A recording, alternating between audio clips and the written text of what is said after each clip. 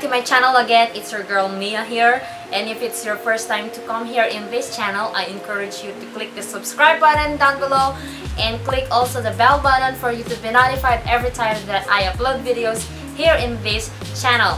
I will be sharing to you guys the things that I accumulated for the month of October. So finally, ma-film ko na siya. Konti lang naman to guys. So let's start with these videos. First one that I got is these Avon Naturals face mask. So I got the moisturizing mask, the pomegranate, the milk, and the lily, which is the whitening mask. So nag-haul na ako dati ng ganito, which is on sale dati, but the regular price of this is 69 or 59, something like that. Of course, I went to Watson's and I got some products that I have repurchased. The first one is these iWhite Korea Whitening Vita Moisturizer, and then the iWhite Korea BB Holic. Ayan. And of course, I got the Pore Purifying Balm, which is I have already made a review. I will just put the link down below. And I also got this Skin Purifying Kit, which is Pore Purifying Balm and 2 nose packs. And the last one that I got from Watson's is this Nichido Final Powder in the shade, I don't know what is the shade, Creamy Glow. So this one is included in my October favorites. If you haven't seen that video yet, I will also put the link down below. Now let's proceed to the things that I got from Lazada. So I got two. The first one is this 24 slots lipstick, acrylic lipstick holder. So ayan, I'm not sure how much I got this one for. I will just put the link down below. And the second one that I got from them is this paddle brush, and this is the cheapest one that I found, I think. So yeah, and medyo bendable siya. I will make a review. Actually, I already filmed the video na nag-apply ako ng foundation, so watch out for that review. And I will just put the link of this product in the description down below, so you should check out the description box. And the last things that I got are these brushes. No, I will show you first this one. This is the Blackhead Pore Strip Pilatin.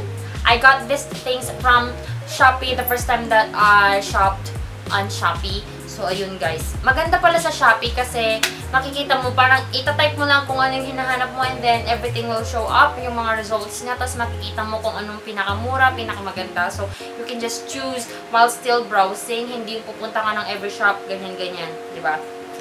And the last one that I got, this is from Zion Stuff, if I'm not mistaken. I will put her link down below. She only have Facebook page and Shoppee page.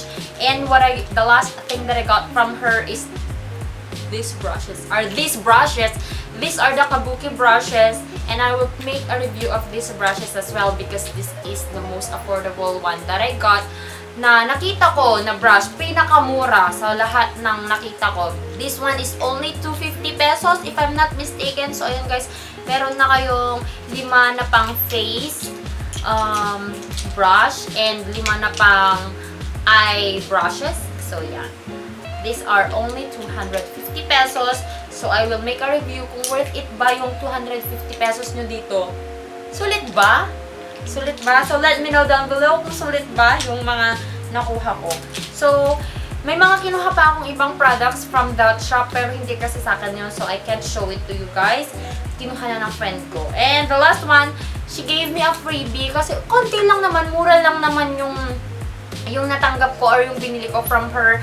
But she gave me a freebie of this. This is the Fruits Overload na soap, which claims to be whitening, slimming, antibacterial, anti-pimple, anti-aging, rejuvenates, and restoring. So yan. So that's all that I got from the month of October. Konti lang yung shinap ko guys kasi Pasko na, parating ng Pasko, mas madaming sale for sure.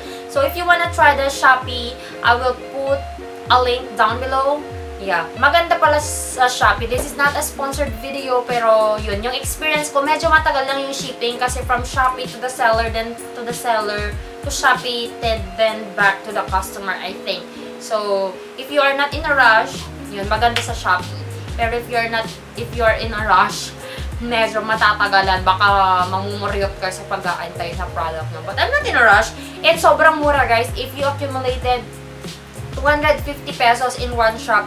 Free shipping na siya. So, free shipping tong nangyari dito sa mga binili ko. I hope you enjoyed watching this whole video. And if you have a Facebook and Instagram page, you can follow me and like my fan page with the username JoyOfmia. And I'll talk to you guys in my next video. Bye! Mwah!